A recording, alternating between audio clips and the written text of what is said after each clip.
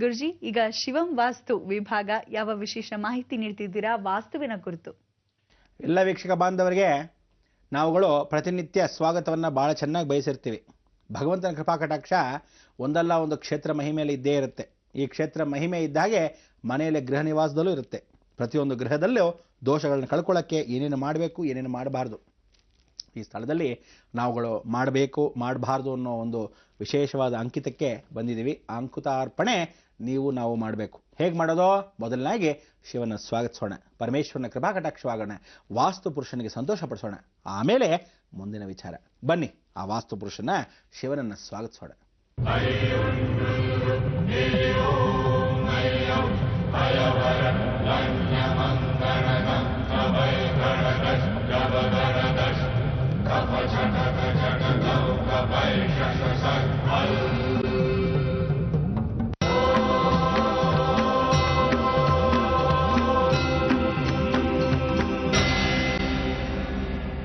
ನೋಡಿದ್ರ, ಶಿವ ಅಂತ ಬಂದ್ಬಿಟ್ಟ. ಶಿವನು ಎಂದಿಗೂ ಸಾನ್ನಿಧ್ಯ. ಶಿವ ಅಂದರೆ ಶಾಂತಿ, ಹಾಗೇ ಆಗಲಿ, ನೆಮ್ಮದಿ, ಸತ್ಯವಾಗಿರಲಿ ಅಂತ ಹೇಳಿ ಸುಂದರನಾಗಿರ್ತಕ್ಕಂಥ ಪರಮೇಶ್ವರನೇ ಹೇಳಿರ್ತಕ್ಕಂಥ ವಾಕ್ಯಗಳು. ಇಂಥ ಒಂದು ಸಾನ್ನಿಧ್ಯದಲ್ಲಿ ಪ್ರತಿಯೊಬ್ಬರು ಮನೆಯಲ್ಲಿ ಶಿವಂ ವಾಸ್ತು ಶಿವಂ ವಾಸ್ತು ಶಿವಂ ವಾಸ್ತು ಅಂದಾಗ ದೋಷಗಳು ಹೋಗುತ್ತೆ ಅಂತ ಕೂಡ ಹೇಳಿದ್ದೀನಿ. ಇದು ಗೃಹ ಪ್ರವೇಶದಲ್ಲಿ ಮಾಡ್ತಕ್ಕಂಥದ್ದು. ಆದರೆ ಗುದ್ಲಿ ಪೂಜೆಯಿಂದ ಬಂದಿದ್ದೀವಲ್ಲಮ್ಮ, ಅದಕ್ಕೋಸ್ಕರ ನೀವೆಲ್ಲ ಆ ಗುದ್ಲಿ ಪೂಜೆಯಿಂದ ಮುಂಭಾಗದಲ್ಲಿ ಹೋಗೋಣ. ಇವತ್ತು 4 ಪಾಯಗಳಲ್ಲಿ ಪೂಜೆ ಪುನಸ್ಕಾರವನ್ನು ಮಾಡಿ ಬ್ರಹ್ಮಸ್ಥಾನಕ್ಕೆ ಬಂದಿದ್ದೀವಿ. ಬ್ರಹ್ಮಸ್ಥಾನದಲ್ಲಿ ಪೂಜೆ ಪುರಸ್ಕಾರ ಮಾಡೋಕ್ಕೆ ಏನು ರೆಡಿ ಮಾಡ್ಕೋಬೇಕು? ಬ್ರಹ್ಮಸ್ಥಾನದಲ್ಲಿ ರೆಡಿ ಮಾಡ್ಕೊಳ್ತಕ್ಕಂಥ ವಿಧಿವಿಧಾನಗಳು ಏನೋ, ಆ ಮಧ್ಯ ಬ್ರಹ್ಮ ಅಂದರೆ ಇಡೀ ಮನೆಗೆ ಮಧ್ಯದಲ್ಲಿ ಆಕಾಶ ಭೂಮಿ ನೋಡೋ ಥರ ಯಾಕೆ ಜಾಗ ಬಿಡಬೇಕು? ಆ ಕಾಲದಲ್ಲಿ ತೊಟ್ಟಿ ಮನೆ ಅಂತ ಬಿಡೋರು. ಈ ಕಾಲದಲ್ಲಿ ಸ್ವಲ್ಪ ಮಟ್ಟಿಗೆ ಬೆಳಕು ಬಿಡ್ತಾರೆ, ಮೇಲಿಂದ ಬೆಳಕು. ಕೆಲವ್ರ ಮನೆಯಲ್ಲಿ ಕೆಲವರು ಅಯ್ಯೋ ಜಾಗ ವೇಸ್ಟ್ ಆಗತ್ತೆ, ಮಾಡೋಕ್ಕೆ ಕೆಲಸವಿಲ್ಲ, ಅಷ್ಟಾಗಲ್ಲ ಜಾಗ ಏನಕ್ಕೆ ಬಿಡೋದು ಅಂತಾರೆ.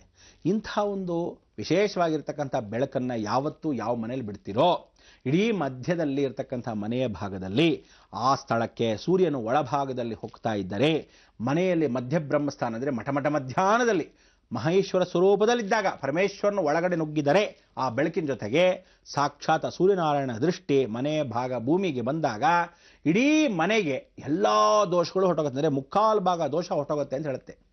ಮನೆಯ ವಾತಾವರಣದಲ್ಲಿ ಆ ಮಧ್ಯಭಾಗವನ್ನು ಮತ್ತು ಮುಂಭಾಗಲನ್ನು ಎರಡನ್ನ ನೋಡತಕ್ಕಂಥ ದೇವರ ಮನೆ, ದೇವರ ಕೋಣೆ ಈ ಬ್ರಹ್ಮಸ್ಥಾನದ ಪಕ್ಕದಲ್ಲೇ ಇರುತ್ತೆ. ಹತ್ತಿದರೆ ಇಳಿದರೆ ಮಳೆ ಬಂದರೆ ಪ್ರಕೃತಿ ಯಾವ್ಯಾವ ವಿಧಾನ ಇರುತ್ತೋ ಆ ಎಲ್ಲಿ ವಿಧಿವಿಧಾನಗಳೆಲ್ಲ ದೇವರು ಕಾಣಿಸ್ತಾ ಇರ್ತಾನೆ, ಕಣ್ಮುಂದೆ ಕಾಣ್ತಾ ಇರುತ್ತೆ. ನೋಡಿ, ಹೊರಗಡೆ ಮಳೆ ಬರ್ತಾ ಇರೋದು ಈ ತೊಟ್ಟಿ ಮನೆ ಒಳಗೂ ಬೀಳ್ತಾ ಇರುತ್ತೆ. ಹೊರಗಡೆ ಮಿಂಚು ಬರ್ತಾ ಇರೋದು ಇಲ್ಲೂ ಮಿಂಚು ಗೊತ್ತಾಗ್ತಾ ಇರುತ್ತೆ. ಹೊರಗಡೆ ಬಿರುಗಾಳಿ ಬೀಸೋದು ಈ ಜಾಗದಲ್ಲೂ ಒಳ್ಳೆ ಶಬ್ದವಾಗ್ತಿರುತ್ತೆ. ಹೊರಭಾಗದಲ್ಲಿ ಯಾವ ಕಾಲಕ್ಕೂ ಭೂಕಂಪ ಆದರೆ ಆ ಶಬ್ದ ಭಾಳ ಚೆನ್ನಾಗಿ ಇಲ್ಲಿ ಕೇಳ್ತಾರೆ. ಅಂದರೆ ಯಾಕೋ ಆಗದೇ ಇರತಕ್ಕಂಥ ವಿಚಾರಗಳು, ಸಂಗೀತವನ್ನು ಭಾಳ ಚೆನ್ನಾಗಿ ಹಾಡ್ತಕ್ಕಂಥವ್ರು ಈ ಬ್ರಹ್ಮಸ್ಥಾನದಿಂದ ಹಾಡಿದಾಗ ಮನೆಯಲ್ಲಿ ಸುಭಿಕ್ಷತೆ. ಬರೀ ನಾವು ಬ್ರಹ್ಮಸ್ಥಾನ ಇದ್ದರೆ ಪ್ರಯೋಜನ, ಅಲ್ಲಿ ನಡೀತಕ್ಕಂಥ ವಿಧಿವಿಧಾನಗಳು ಸಾಕಷ್ಟು. ಕೆಲವರೆಲ್ಲ ನಾಟಕಗಳನ್ನು ಮಾಡ್ತಕ್ಕಂಥವ್ರು ಈ ಬ್ರಹ್ಮಸ್ಥಾನದಲ್ಲಿ ನಾಟಕಗಳನ್ನು ಮಾಡ್ತಾ ಇದ್ರೆ ಎಲ್ಲರೂ ಸುತ್ತಲೂ ಕೂತ್ಕೊಂಡು ನೋಡ್ತಾ ಇದ್ರು. ಆ ಕಾಲದಲ್ಲಿ ತೊಟ್ಟಿ ಮನೆಯಲ್ಲಿ ಒಂದು ಮದುವೆ ಮಾಡಿಸ್ತಾ ಇದ್ರೆ ತೊಟ್ಟಿ ಮನೆಯಲ್ಲಿ ಮಂಟಪವನ್ನು ಹಾಕೊಳ್ಳೋರು, ಚಪ್ರವನ್ನು ಹಾಕೊಳ್ಳೋರು. ಮದುವೆಯಲ್ಲಿ ಮಾಡ್ತಾ ಇದ್ರೆ ಸುತ್ತಲೂ ಕಟ್ಟೆ ಮೇಲೆ ಕೂತ್ಕೊಂಡು ನೋಡೋರು. ಒಂದು ಉಪನಯನ, ಒಂದು ಮುಂಜಿಯನ್ನು ಮಾಡ್ತಕ್ಕಂಥ ವಿಧಾನ ಏನಾದರೂ ಇಟ್ಕೊಂಡಿದ್ರೆ ಆ ತೊಟ್ಟಿಯ ಮನೆ ಮಧ್ಯಭಾಗದಲ್ಲೇ ಮಾಡಿದ್ರೆ ಬ್ರಹ್ಮಸ್ಥಾನದಲ್ಲಿ ಇಡೀ ಮನೆಯ ವಾತಾವರಣದ ಮಧ್ಯ ಬ್ರಹ್ಮಸ್ಥಾನದಲ್ಲಿ ಆಗ್ತಾ ಇತ್ತು, ಸುಭಿಕ್ಷವಾಗಿರ್ತಿತ್ತು. ವಿದ್ಯಾಭ್ಯಾಸವನ್ನು ಮಾಡಬೇಕಾದ್ರೆ ಅಕ್ಷರಾಭ್ಯಾಸವನ್ನು ಬರಿತಾ ಇದ್ರೆ ಆ ಅಕ್ಷರ ಓಂ ಅನ್ನೋದನ್ನ ಬ್ರಹ್ಮಸ್ಥಾನದಲ್ಲಿ ಬರೆಸ್ತಾ ಇದ್ರೆ ಎಷ್ಟು ಚೆನ್ನಾಗಿರ್ತಿತ್ತು. ಇದಲ್ಲದೆ ಕನ್ಯೆ ಅಕಸ್ಮಾತ್ ಮೈ ನೆರೆದ್ಲು ಅಂದರೆ ಅವಳಿಗೆ ಪೂಜೆ ಪುನಸ್ಕಾರನ ಬ್ರಹ್ಮಸ್ಥಾನದಲ್ಲಿ ಮಾಡಿ ಸ್ನಾನವನ್ನು ಮಾಡದೆ ಮಂಗಳ ಸ್ನಾನ ಅಂತ ಮಾಡಿಸಿದಾಗ ಅವಳಿಗೆ ಯಾವತ್ತೂ ಶ್ರೇಯಸ್ಕರವಾಗಿರ್ತಿತ್ತು. ಮದುವೆಯನ್ನು ಮಾಡಿಸಿದಾಗ ಅರಿಶಿಣದ ನೀರನ್ನು ಹಾಕಿದಾಗ ಹೆಣ್ಣು ಮಕ್ಕಳಿಗಾಗಲಿ ಗಂಡು ಮಕ್ಕಳಿಗಾಗಲಿ ಬಹಳ ಸುಭಿಕ್ಷವಾಗಿರ್ತಿತ್ತು. ಆ ಮನೆಯಲ್ಲಿ ಯಾವ ಕಾಲಕ್ಕೂ ಕಲಹಗಳು ಗಲಾಟೆಗಳು ಆಗ್ತಾ ಇರಲಿಲ್ಲ.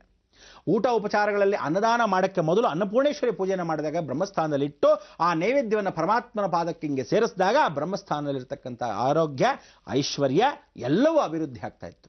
ಮದುವೆ ಜೊತೆಗೆ ಸಂತಾನ ಅಭಿವೃದ್ಧಿಯಾಗ ತೊಟ್ಲು ಇಟ್ಟಾಗ ಆ ತೊಟ್ಲಿಗೆ ಪರಿಪೂರ್ಣವಾಗಿ ಸಂಧ್ಯಾ ಕಾಲದಲ್ಲಿ ದೀಪಂ ಜ್ಯೋತಿ ಪರಬ್ರಹ್ಮ ಅಂತ ದೀಪವನ್ನು ಹಚ್ಚಿ ಆ ತೊಟ್ಲನ್ನ ತೂಗಿದಾಗ ಗುಂಡಪ್ಪನ ಒಳಭಾಗದಲ್ಲಿ ಇಟ್ಟಾಗ ಆ ಮಗುನ ತದನಂತರ ಇಟ್ಟಾಗ ಆ ಪೂಜೆ ಮಾಡಿದಾಗ ನಾಮಕರಣವನ್ನು ಇಟ್ಟಾಗ ಏನು ಸಂತೋಷವಾಗ್ತಿತ್ತು ಆ ಮಗುಗೆ ಅಂದರೆ, ಮಗುಗೆ ಕಿಂಚಿತ್ತು ಆರೋಗ್ಯವನ್ನು ಯಾವ ಕಾಲಕ್ಕೂ ಲೋಪದೋಷ ಬರ್ತಾನೆ ಇರಲಿಲ್ಲ.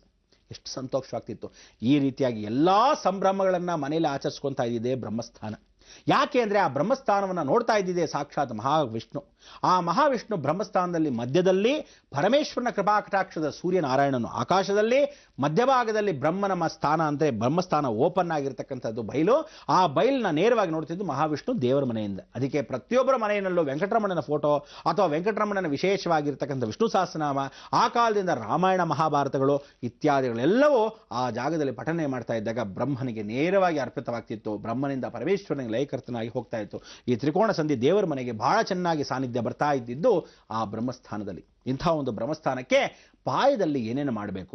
ಮೊದಲಾಗಿ ಪಾದರಸ ತಗೊಳ್ಳಿ. ಎಲ್ಲರೂ ಪಾದರಸಗಳನ್ನು ತೆಗೆದುಕೊಳ್ಳಬೇಕು. ನೀವು ಪಾದರಸವನ್ನು ತಗೊಳ್ಳೋದು ಹೇಗೆ? ನಿಜವಾಗ್ಲೂ ಎಷ್ಟೋ ಜನಕ್ಕೆ ಪಾದರಸ ಅನ್ನೋದು ಗೊತ್ತೇ ಇಲ್ಲ. ಮರ್ಕ್ಯೂರಿ ಅಂತ ಕರಿತೀವಿ. ಬುಧಾನ ಪರಿಪೂರ್ಣವಾಗಿರ್ತಕ್ಕಂಥ ಒಂದು ವಸ್ತು ಅಂದರೆ ಮೆಟಲ್, ಮೆಲ್ಟಿಂಗ್ ಮೆಟಲ್ ಅಥವಾ ಮೂವಿಂಗ್ ಮೆಟಲ್. ಇದನ್ನು ನಿಜವಾಗ್ಲೂ ಅಯಸ್ಕಾಂತ ಎಷ್ಟು ಚೆನ್ನಾಗಿ ಅಂಟ್ಕೊಳ್ಳದೇ ಇರತಕ್ಕಂಥ ಒಂದು ವಿಶೇಷವಾಗಿರ್ತಕ್ಕಂಥ ಲೋಹ, ನೀರಿನ ಅಂಶದಲ್ಲಿರ್ತಕ್ಕಂಥ ವಿಚಾರ. ಈ ಲೋಹ ಜಲಪ್ರವಾಹ ಅಂದರೆ ಒಳಭಾಗದಲ್ಲಿ ಅಂತರ್ಜಲದಲ್ಲೇ ಹೋಗೋದು. ನೀರಿನಲ್ಲಿಟ್ಟರೆ ಮಿಶ್ರಣವೇ ಆಗೋಲ್ಲ. ಯಾವ ಕಾಲಕ್ಕೂ ಬಂಗಾರ ಬೆಳ್ಳಿ ಇದಕ್ಕೆ ಸೋಕಬಾರ್ದು. ಸೋಕಿದ್ರೆ ಅಷ್ಟೇ ಬಂಗಾರ ಎಲ್ಲವೂ ಕಬ್ಬಿಣವಾಗೋಗುತ್ತೆ. ಇಂಥ ಒಂದು ವಿಶೇಷವಾಗಿರ್ತಕ್ಕಂಥ ಅಯಸ್ಕಾಂತ ಅಂದರೆ ಉತ್ತರದಲ್ಲಿರ್ತಕ್ಕಂಥ ಅಯಸ್ಕಾಂತ, ಮ್ಯಾಗ್ನೆಟಿಕ್ ಎನರ್ಜಿ, ಇದನ್ನು ಯಾವ ಕಾಲಕ್ಕೂ ಎಳಿತಿರಲಿಲ್ಲ. ಅಕಸ್ಮಾತ್ ಏನಾದರೂ ಮ್ಯಾಗ್ನೆಟಿಕ್ ಎನರ್ಜಿ ಎಳಿಬಾರ್ದು ಅಂದರೆ ಬ್ರಹ್ಮಸ್ಥಾನದಲ್ಲಿ ದೋಷಗಳು ಬರೋದು ಉತ್ತರದಿಂದ, ದೋಷಗಳು ಹೋಗೋದು ಉತ್ತರದಿಂದ. ಅಂದರೆ ನಮ್ಮ ಇಡೀ ಮನೆಗೆ ಮ್ಯಾಗ್ನೆಟಿಕ್ ಎನರ್ಜೀಸ್ ಒಳ್ಳೆಯದು ಕೆಟ್ಟದು ಎಲ್ಲರೂ ಎಲ್ಲಿಂದ ಬರ್ತಿತ್ತೋ ಉತ್ತರದಿಂದನೇ ಆಹ್ವಾನ ಆಗ್ತಿತ್ತು. ಆದರೆ ಮಧ್ಯ ಬ್ರಹ್ಮಸ್ಥಾನದಲ್ಲಿ ಏನಾದರೂ ನಾವು ಪಾದರಸವನ್ನ ಇಟ್ಟಾಗ, ಮರ್ಕ್ಯೂರಿ ಇಟ್ಟಾಗ, ಪೂಜೆಯನ್ನ ಮಾಡಿದಾಗ ಕುಬೇರ ಲಕ್ಷ್ಮೀ ಪೂಜೆಯನ್ನು ಮಾಡಬೇಕು. ಬಿಳಿ ಕತ್ತಿನ ತಂದು ಕುಬೇರ ಲಕ್ಷ್ಮೀ ಪೂಜೆಯನ್ನು ಮಾಡಬೇಕು. ಇದು ಮೂಲ ರಹಸ್ಯ. ಯಾರು ನಿಮಗೆ ಇದುವರ ತನಕ ನಾ ಭೂತೋ ನಾ ಭವಿಷ್ಯತಿ ಯಾರು ಈ ಕುಬೇರ ಲಕ್ಷ್ಮೀ ಪೂಜೆಯನ್ನು ಹೇಳ್ಕೊಟ್ಟಿಲ್ಲ. ಆ ಕುಬೇರ ಲಕ್ಷ್ಮೀ ಪೂಜೆಯನ್ನು ಪಾಯದ ಮಧ್ಯಭಾಗದಲ್ಲಿ ಈ ಪಾದರಸವನ್ನ ಒಂದು ತಾಮ್ರದ ಡಬ್ಬಿಯಲ್ಲಿ ತಗೋಬೇಕು. ಕನಿಷ್ಠ ಪಕ್ಷ 1/4 kg ತಗೋಬೇಕು. ಮೊದಲಾದರೆ ಏನು ಗೊತ್ತಾ, 1 kg 400 ರೂಪಾಯಿ ಇತ್ತಪ್ಪ ಅಷ್ಟೇ, ಒಂದು ಫುಲ್ ಕೆಜಿಗೆ. ಈಗ ಎಷ್ಟು ಗೊತ್ತಾ, ಬರೀ 1/4 kg 1750 ರೂಪಾಯಿ ಆಗಿದೆ ಅಷ್ಟೇ. ಬರೀ 1/4 kg 1750 ರೂಪಾಯಿ. ಅದು ಒರಿಜಿನಲ್ ಎಲ್ಲಿ ನಿಮ್ಗೆ ಇಲ್ಲಿ ಸಿಗಲ್ಲ. ಇಲ್ಲ ಅಂಗಡಿಯಲ್ಲಿ ಮಾಡೋದೆಲ್ಲ ಡೂಪ್ಲಿಕೇಟು. ಮೋರಿಲಿ ತೊಗೊಂಬರ್ತಾರೆ, ಅಲ್ಲಿ ಇಲ್ಲಿ ಯಾರಾದರೂ ತೊಗೊಂಬಂದಿರ್ತಾರೆ, ಅವ್ರು ನಿಮಗೆ ಮಾರ್ಕೊಡ್ತಾರೆ. ಇದೆಲ್ಲ ಸುಳ್ಳು. ನಿಜವಾಗ್ಲೂ ಯಾವತ್ತು ಶುಕ್ರನ ನಕ್ಷತ್ರ ಬೀಳುತ್ತೋ, ಅದು ತುಲಾರಾಶಿಯಲ್ಲಿ ಇರ್ತಕ್ಕಂಥ ವಿಶೇಷವಾಗಿ ಶುಕ್ರನಿರ್ತಾನೋ, ಆ ದಿನ ಅಕಸ್ಮಾತ್ ಬುಧವಾರವಾಗಿರ್ತೋ, ಆಕಾಶದಿಂದ ಒಂದು ಮಿಂಚು ಶುಕ್ರನ ಗ್ರಹದಿಂದ ಬಠಾರಂತ ಭೂಮಿಗಿಳಿಯುತ್ತೆ.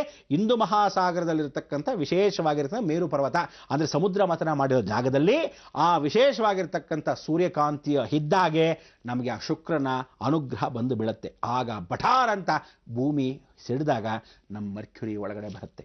ಈ ನಿಜವಾದ ಮರ್ಕ್ಯೂರಿಯನ್ನ ಯಾವ ಕಾಲಕ್ಕೂ ಯಾರಿಗೂ ಸಿಗದಿದ್ದ ಹಾಗೆ ಇಟ್ಕೊತಾರೆ. ಯಾಕೆಂದ್ರೆ ಮನೆಗೆ ತಗೊಂಬಂದ್ರೆ ಯಾರಾದರೂ ಅದು ಸ್ವೀಕರಿಸ್ಬಿಟ್ರೆ ಗೋವಿಂದ ಗೋವಿಂದ ಫೋಟೋಲ್ ಬಂದ್ಬಿಡ್ತಾನೆ ಗ್ಯಾರಂಟಿ. ಯಾಕೆಂದ್ರೆ ಬಹಳ ವಿಷ ಅದು. ಅದಕ್ಕೋಸ್ಕರ 9 ವಿಷದಲ್ಲಿ ನವಪಾಷಾಣದಲ್ಲಿ ವಿಶೇಷವಾಗಿರ್ತಕ್ಕಂಥದ್ದು ಮರ್ಕ್ಯೂರಿ. ಅದಾದ ಮೇಲೆ ನಿಜವಾಗ್ಲೂ ಇದನ್ನ ಮಾಠ ಮಂತ್ರಕ್ಕೆಲ್ಲ ಬಹಳ ಜನ ಉಪಯೋಗಿಸೋದ್ರಿಂದ ಯಾರಿಗೂ ಲಭ್ಯವಾಗಬಾರ್ದು. ಸೈಂಟಿಸ್ಟ್ಗೆ ಬಹಳ ಬೇಕಾಗಿರ್ತಕ್ಕಂಥ ರೇಡಾರ್ ಎನರ್ಜಿನ ಗ್ರಾಸ್ಪಿಂಗ್ ಪವರ್, ಇಡೀ ಜಗತ್ತಿನ ರೇಡಾರ್ ಎನರ್ಜಿ ಏನು ತಗೋಬೇಕು, ಸ್ಯಾಟಲೈಟ್ಸ್ನ ಹೇಗೆ ಎಳಿಬೇಕು, ಯಾವ ಕಾಲಕ್ಕೂ ಅಯಸ್ಕಾಂತವು ಮಾಡದೇ ಇರೋ ಕೆಲಸಗಳನ್ನು ಈ ಪಾದರಸವು ಬುಧನ ಮುಖಾಂತರ ಮಾಡುತ್ತೋ, ಇದು ನಿಜವಾಗ್ಲೂ ಸೈಂಟಿಸ್ಟ್ಗೆ ಬಹಳ ಮುಖ್ಯ. ಅದಕ್ಕೋಸ್ಕರ ಇದನ್ನ ಎಲ್ಲೂ ಟ್ರಾನ್ಸ್ಪೋರ್ಟ್ ಆಗಲಿ ಎಲ್ಲೂ ಇಂಪೋರ್ಟ್ ಆಗಲಿ ಮಾಡಿಕೊಡ್ಸೋದಿಲ್ಲ. ಇದನ್ನ ಬರೀ ಪ್ರತಿಷ್ಠಾಪನೆಗೆ ಉಪಯೋಗಿಸ್ತೀವಿ. ಯಾವಾಗ ಅಂದರೆ ಧರ್ಮಸ್ಥಳದಲ್ಲಿ 60 kg ಹಾಕ್ತೀವಿ ವರ್ಷ. ತಿರುಪತಿಯಲ್ಲಿ 100 kg ಹಾಕ್ತೀವಿ ವರ್ಷ. ಇವತ್ತು ಬೆತ್ಲೆಹೆಮ್ಮಲ್ಲಿ ನಾವು ಏನು ಹೇಳ್ತೀವಿ, ಕ್ರಿಶ್ಚಿಯಾನಿಟಿನಲ್ಲಿ ನೀವು ನೋಡಿರ್ಬೋದು ದೊಡ್ಡ ರೆಡ್ ಕ್ರಾಸ್. ಆ ಕ್ರಾಸ್ ಕೆಳಭಾಗದಲ್ಲಿ ಜೀಸಸ್ ಕೆಳಗೆ 500 kg ಸ್ವತಃ ನಾವೇ ಕಳಿಸ್ಕೊಟ್ಟಿದ್ದೀವಿ. ಬಹಳ ವಿಶೇಷ. ಯಾಕೆಂದರೆ ಜೆರೂಸಲೇಮ್ ಬೆತ್ಲೆಹೆಮ್ ಅದ್ರ ಕೆಳಭಾಗದಲ್ಲಿ 2 ಕಂಟ್ರೀಸ್ ಬೇರೆ ಬೇರೆ ಆಗಿದ್ದನ್ನು ಒಂದನ್ನು ಮಾಡಿದಾಗ, ಆ ಗೋಡೆಯನ್ನು ಹೊಡೆದಾಕಿ ದೊಡ್ಡ ಚರ್ಚ್ ನಿರ್ಮಾಣ ಮಾಡಿದಾಗ ಅಲ್ಲಿ ಜನಾಕರ್ಷಣೆ ಸರ್ವಾಕರ್ಷಣೆ ಮಾಡೋಕ್ಕೆ ಪಾದರಸವೇ ಮುಖ್ಯ. ಇವತ್ತು ತಿರುಪತಿಯಲ್ಲಿ ಏನು ಅನ್ಕೊಂಡಿದ್ದೀರಾ, ಆ ಶ್ರೀಚಕ್ರದ ಕೆಳಗೆ ಸಾಕ್ಷಾತ್ ಶಂಕರಾಚಾರ್ಯರು ಸರ್ವಾಕರ್ಷಣ ಸರ್ವಧನ ಪ್ರಾಪ್ತಿರಸ್ತೋ ಇದನ್ನು ಮಾಡಿಟ್ರು. ಯಾಕೆ? ಅದೇ ಕುಬೇರ ಲಕ್ಷ್ಮಿ ಪೂಜೆ. ಈ ಕುಬೇರ ಲಕ್ಷ್ಮಿ ಪೂಜೆ ನಿಮಗೆ ಸುಮ್ಮನೆ ಹೇಳ್ಕೊಬೇಕಾಗ್ತಾನ. ಉಪದೇಶ ತಗೋಬೇಕು. ನೀವೆಲ್ಲ ಉಪದೇಶ ತಗೊಂಡು ಏನೇನು ತ್ಯಾಗ ಮಾಡಬೇಕು ತ್ಯಾಗ ಮಾಡಿ ಆ ಯಂತ್ರದ ಸ್ವರೂಪವಾಗಿ ನೀವು ಮನೆಯೊಳಗೆ ಪ್ರತಿಷ್ಠಾಪನೆ ಮಾಡಿದ್ರೆ ನಿಮ್ಮ ಮನೆಯಲ್ಲಿ ನಿಮ್ಮ ಮುತ್ತಾತ ಅಲ್ಲ, ಮೊಮ್ಮಕ್ಕಳಲ್ಲ, ಯಾವ ಕಾಲಕ್ಕೂ ವಂಶ ಪಾರಂಪರ್ಯ ಅಳಿಯಾದ ಸೆಲ್ವಂ ಅಂದರೆ ಯಾವ ಕಾಲಕ್ಕೂ ನಿಮ್ಮಲ್ಲಿ ಖಾಲಿ ಆಗದೆ ಇರೋ ಖಜಾನೆ ಆಗ್ಬಿಡುತ್ತೆ. ಶಾಶ್ವತ ಲಕ್ಷ್ಮಿ ನೆಲೆಸ್ತಾಳೆ ಈ ಕುಬೇರ ಲಕ್ಷ್ಮಿ ಪೂಜೆ ಮಾಡಿದ್ರೆ. 32 ದಿವಸ 32 ದಿವಸ. ಆದರೆ ಪ್ರತಿ 32 ದಿವಸಕ್ಕೆ ಲಕ್ಷ್ಮೀ ಪೂಜೆಯನ್ನು ಮನೆಯಲ್ಲಿ ಮಾಡ್ಕೊಳ್ತಕ್ಕಂಥ ವಿಧಿವಿಧಾನ ಬಹಳ ಸೂಕ್ಷ್ಮವಾಗಿ, ಬಹಳ ಪುಟ್ಟದಾಗಿ, ಸಂಕ್ಷಿಪ್ತವಾಗಿ ಕುಬೇರ ಲಕ್ಷ್ಮೀ ಪೂಜೆ. ಅದು ಏನೋ ಗಾರ್ಗದಬ, ಇವತ್ತಿನ ದಿವಸನೇ ಆ ಕತ್ತೆಯ, ಬಿಳಿ ಕತ್ತೆಯನ್ನು ಪೂಜೆ ಮಾಡಿದಾಗ ನೀವು ಯಾವತ್ತೂ ಆ ಗಾರ್ಗದ ಬಗ್ಗೆ ಕರ್ತೇವೋ ಅಂಥ ವಿಶೇಷವಾಗಿರ್ತಕ್ಕಂಥ ಸಂಬಂಧ ನಮಗೂ ಆ ಕತ್ತೆಗೂ ಇರ್ತಕ್ಕಂಥ ವಿಚಾರಗಳನ್ನ ಪ್ರತಿಯೊಬ್ಬರು ತಿಳ್ಕೋಬೇಕು. ಅದಕ್ಕೆ ಜೀವನದಲ್ಲಿ ಮನುಷ್ಯರಿಗೆ ಆ ಬಿಳಿ ಕತ್ತೆಗೆ ಯಾವತ್ತೂ ಸೌಭಾಗ್ಯ ದೇವತೆ ಆ ಲಕ್ಷ್ಮಿ ಸಾಕ್ಷಾತ್ ಪರಮೇಶ್ವರನ ಪೂಜೆ ಮಾಡಿ ಕರಿತಾಳಂತೆ. ಆ ದಿನವೇ ಇವತ್ತು. ಅದಕ್ಕೆ ಇವತ್ತು ನಾವು ವಾಸ್ತುವಲ್ಲಿ ಏನು ಹೇಳಿದಿವೆ, ಗಾರ್ಗದಬ ಗರುಡ ಅನುಗ್ರಹದಲ್ಲಿ ಸಾಕ್ಷಾತ್ ಕುಬೇರ ಲಕ್ಷ್ಮಿ ಪೂಜೆ ಹೇಗೆ ಮಾಡಬೇಕು ಎತ್ತ ಅನ್ನೋದಕ್ಕೆ ನಿಮಗೂ ತಾಳ್ಮೆ ಬೇಕು ಅಲ್ವಾ? ಅದನ್ನು ವಿಧಿಲಿಪಿತವಾಗಿ ಶಾಸ್ತ್ರೋಕ್ತವಾಗಿ ಹೇಗೆ ಮಾಡಬೇಕು ಅನ್ನೋದು ತಿಳಿಸ್ಕೊಡ್ತೀನಿ. ಆದರೆ